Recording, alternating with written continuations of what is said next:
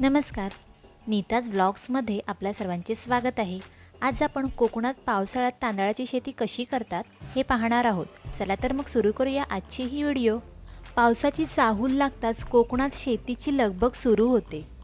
गोवा आणि दक्षिण कोकणात बहुधा जूनच्या दुसऱ्या किंवा तिसऱ्या आठवड्यातच पावसाच्या पहिल्या सरी बरसू लागतात आणि तेव्हापासून बऱ्याच ठिकाणी शेत नांगरायला सुरुवात होते. देऊळवाडी मुक्काम पोस्ट पिंगोळी, तालुका कुडाळ हे सिंधुदुर्गातले लहानसे पण निसर्गरम्य गाव. आज आपण इकडे शेतीची कामं पाहणार आहोत.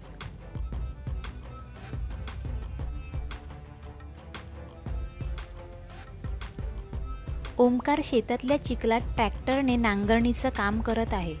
आता बऱ्याच ठिकाणी आधुनिक तंत्राचा वापर करून शेती केली जाते.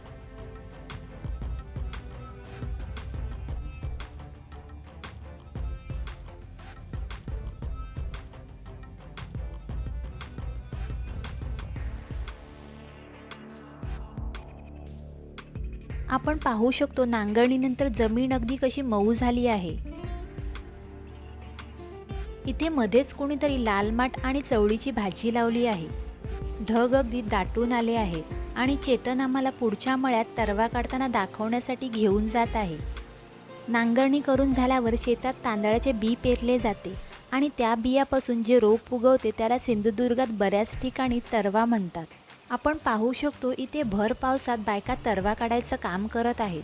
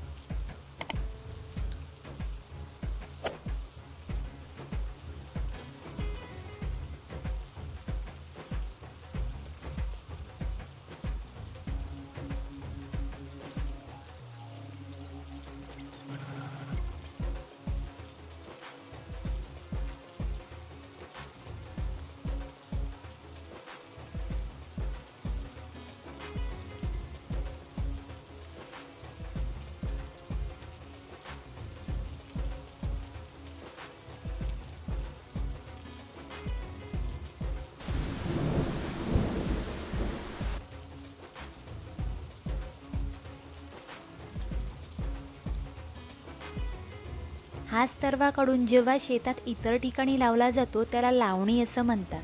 चला आता ते पण पाहून येऊ. चेतन त्याचं काम करायला जात आहे.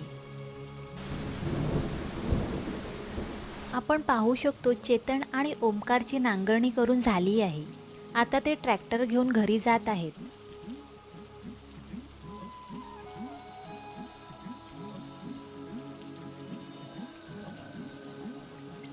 मगाशी आपण जो तरवा काढताना पाहिला तोच तरवा ही आजी पुढे लावणीसाठी घेऊन जात आहे. या आजींचं वय जवळपास 70 ते 75 असावं आणि या वयातही आजी अगदी ताठपणे काम करत आहेत.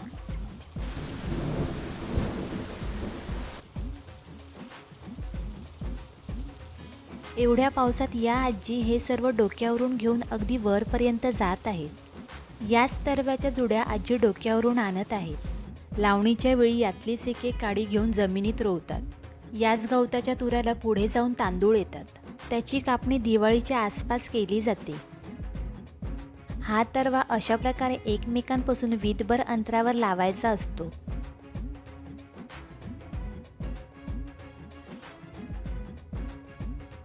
ही एक काडी चिखलात अगदी खोचून लावायची असते.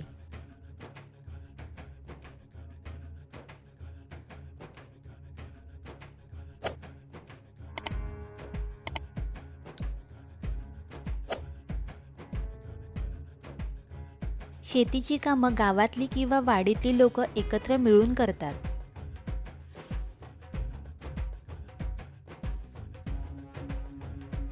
मला याची सवय नसल्यामुळे माझी एक काडी लावून होईपर्यंत इतरांच्या 4 काड्या लावून होत आहेत.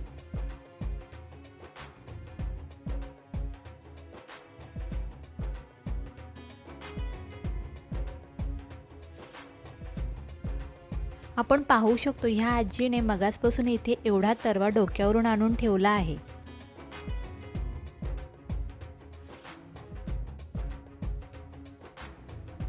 लावणी करून झाल्यावर शेत काहीसं असं दिसतं. चला तर मग आजसाठी एवढंच. हा व्हिडिओ कसा वाटला आम्हाला नक्की कळवा. व्हिडिओ आवडला असेल तर लाईक करा आणि सबस्क्राईब करायला विसरू नका. भेटू तर मग पुढच्या व्हिडिओमध्ये नव्या ब्लॉगसह. तोपर्यंत धन्यवाद.